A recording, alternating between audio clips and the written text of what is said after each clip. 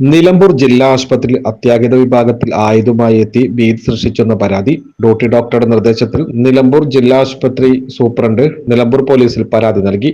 ഇന്ന് രാവിലെ 7:30ഓടെയാണ് സംഭവത്തിന്റെ CCTV ദൃശ്യങ്ങളും പുറത്തുവന്നു.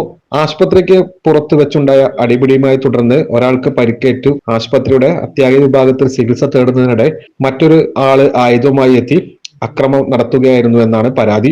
ആംബുലൻസ് ഡ്രൈവർമാരാണ് സംഭവത്തിൽ ഉൾപ്പെട്ടതെന്നും പരാതിയിൽ പറയുന്നു. ആശുപത്രിയിൽ ഭീകരാന്തരീക്ഷം സൃഷ്ടിക്കുകയും ജീവനക്കാരുടെ ജോലി തടസ്സപ്പെടുത്തി എന്നുമാണ് സൂപ്രണ്ട് നൽകിയ പരാതിയിലുള്ളത്. നിലമ്പൂർ പോലീസ് കേസെടുത്ത് അന്വേഷണം ആരംഭിച്ചു. SS Gold, pure gold. SS Group, Nilambur.